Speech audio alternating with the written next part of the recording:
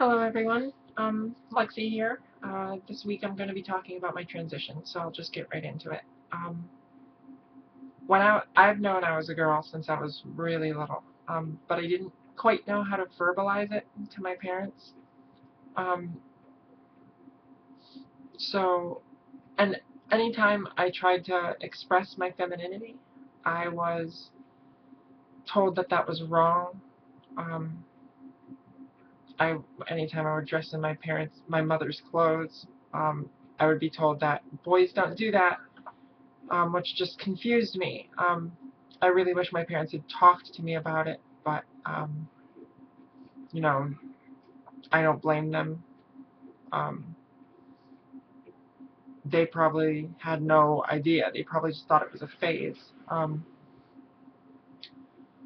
So growing up, I grew up as a boy, as is typical with trans women. I was hypermasculine. I became very violent, prone to fighting and yelling and getting really angry all the time.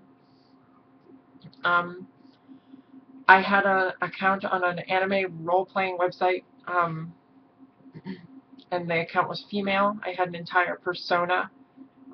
Carrie O'Reilly was my female name. I would post to the bisexual and lesbian boards under this name.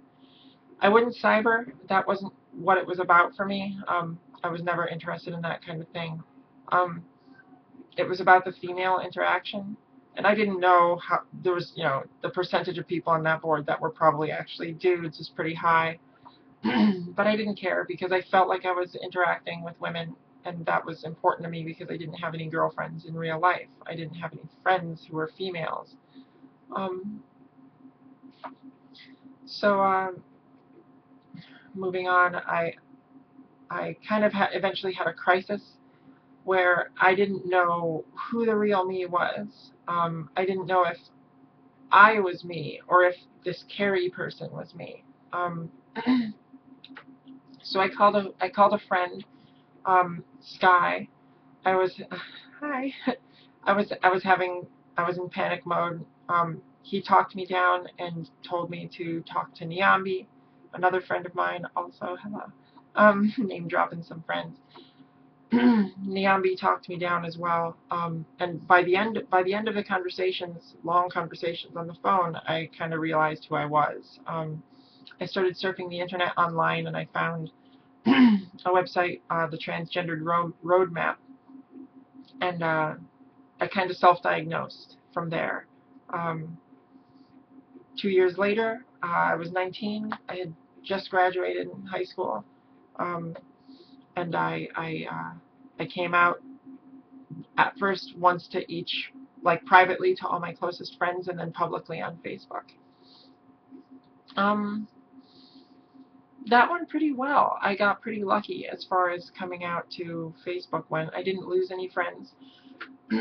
A lot of the kids that knew me in high school that didn't like me because I was so volatile kind of understood, gave me a second chance. I actually made some friends out of it, which was nice. Um, so that was a positive experience. I came out to my mom in a letter. I wrote her a letter and left it on my bedroom, packed up some clothes, took my cell phone, and told my mother, I left a note for you in my room. Please go read it. And I left because I was afraid. She called me up while I was walking, and told me she still loved me and that she just wanted me to come home so we could talk. But by the time I got home, my dad was back. Excuse my voice. I'm a little hoarse. I'm losing my voice. Um, my dad was back, and I didn't come out to him, so we didn't talk about it. Didn't come out to my dad until about a year later. Um, he was not okay with it. He was he basically gave me an ultimatum that you can still live here, I still love you, but you can't dress as a woman in my house. So I told him I can't live here, and I left. I didn't know where I was going to go. I was planning on going to Pennsylvania, um, but that all fell through at the last second. Um, so I ended up living with my friend Steven, more name dropping. I lived with him for 2 years. And I wasn't full-time yet. I dressed once in a while, but it was just important to me that I dressed at all. Stephen was incredibly supportive and helpful in spite of my kookiness. I got involved in my band, and life was all right. After about 2 years, I had to get out of Stephen's place. I'd been living there for free, but I lucked out because I have a girlfriend at this point, and her parents offered me a room, and that's where I am now. I've dealt with a lot of discrimination. It took me 2 straight years to get a job. I didn't get hired at any of the places that I applied at until I applied as a boy and not as a girl. I've been full-time for 1 year since I started hormones, basically, which was 1 year ago yesterday. So that's about it. I'm going to go more in-depth into specifics next time. But you know, it's Thanksgiving tomorrow, and it's kind of early here.